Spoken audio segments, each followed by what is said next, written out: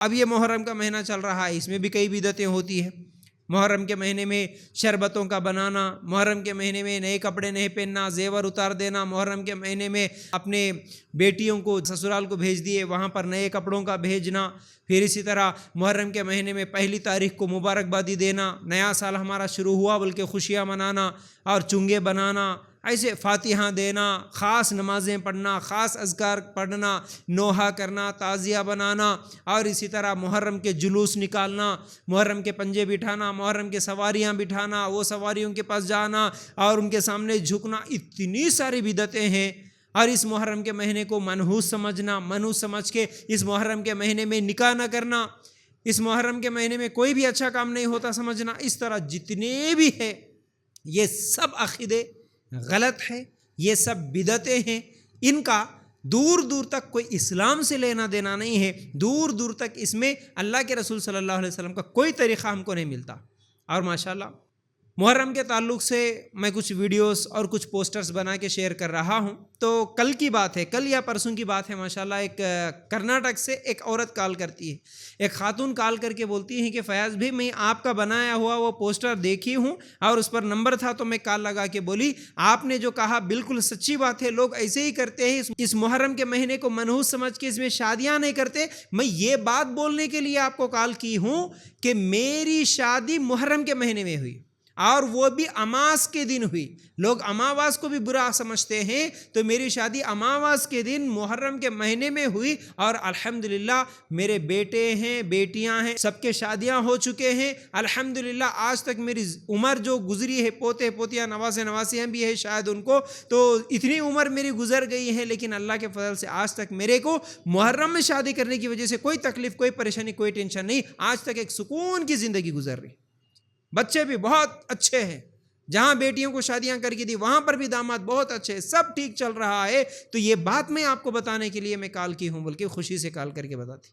تو یہ لوگوں کی بدعقیدگیاں ہیں کہ محرم کے مہینے میں کرے تو یہ ہوتا، ڈر جو ہے لوگوں کو، اصل میں یہ شرک ہے، یہ بدعت ہے، اس لیے ایسے تمام عقیدوں سے نکلنا۔ اور جو لوگ اپنے سامنے اگر ایسی باتیں کوئی کرتے ہیں یا کوئی اپنے محلے میں اپنے پڑوسیوں میں یہ محرم کی شربتیں چونگے وغیرہ بنا کے کھلاتے ہیں یا جلوسوں میں جاتے ہیں، تو انہیں روکنا، انہیں سمجھانا ہماری ذمہ داری ہے۔ محرم کے مہینے کو غم کا مہینہ اگر کوئی سمجھتا ہے تو انہیں سمجھانا ہماری ذمہ داری ہے۔ حسین رضی اللہ تعالیٰ عنہ کے تعلق سے لوگوں کا یہ عقیدہ ہے کہ کیونکہ ان کی شہادت اس مہینے میں ہوئی تو ہم بھی غم منائیں گے ان کا غم۔ اسلام میں غم منانا کسی کے لیے بھی جائز نہیں ہے سوائے 3 دن کے، کسی کے بھی انتقال کے بعد 3 دن سے زیادہ غم منانا جائز نہیں ہے سوائے اس عورت کے جس کے شوہر کا انتقال ہوا ہے، اس کے لیے 4 مہینے 10 دن ہے بس۔ باقی کسی کا بیٹا مرا، کسی کا بھائی مرا، کسی کی ماں، کسی کے باپ، کسی کا بھی انتقال ہوا ہو، زیادہ سے زیادہ غم 3 دن منائیں گے۔ لیکن یہاں پر سالہ سال گزر گئے، 1400 سال ہو گیا، آج تک بھی حسین رضی اللہ تعالیٰ عنہ کا غم مناتے ہوئے اس مہینے کو غم کا مہینہ سمجھتے ہیں لوگ۔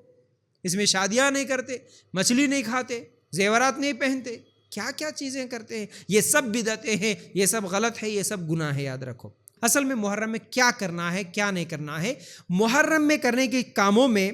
اللہ کے رسول صلی اللہ علیہ وسلم کے تعلق سے آتا ہے، صحیح مسلم کی روایت ہے، رمضان کے بعد سب سے افضل روزے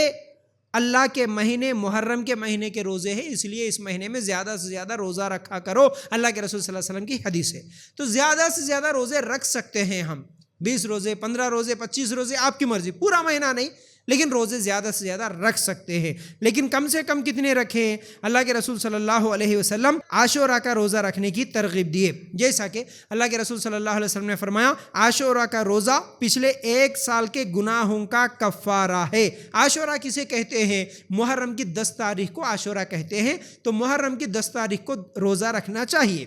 لیکن جب یہ بات صحابہ کو معلوم ہوئی تو صحابہ نے کہا اے اللہ کے رسول صلی اللہ علیہ وسلم، یہودی بھی اس دن روزہ رکھتے ہیں، کیونکہ بنی اسرائیل فرعون کے ظلم سے چھٹکارا حاصل کر لیے، یہی دن تھا، موسیٰ علیہ السلام بنی اسرائیل کو لے کے نکل گئے تھے، تو اس خوشی میں یہودی بھی روزہ رکھتے ہیں۔ اللہ کے رسول صلی اللہ علیہ وسلم نے فرمایا تو پھر یہودیوں کی مخالفت کرو، اگلا سال 9 اور 10 2 دن کا ہم روزہ رکھیں گے۔ لیکن اگلا سال جب آیا، اللہ کے رسول صلی اللہ علیہ وسلم کا انتقال ہو گیا، تو اللہ کے رسول صلی اللہ علیہ وسلم تو نہیں رکھے، لیکن اللہ کے رسول حکم دیے کہ محرم میں 2 روزے رکھو، 9 اور 10 کا روزہ رکھو۔ تو اسی حساب سے ہم اب اس سال یعنی 2026 میں اس محرم کے مہینے میں آنے والے جمعرات کو 9 تاریخ ہے محرم کی، تو 9 تاریخ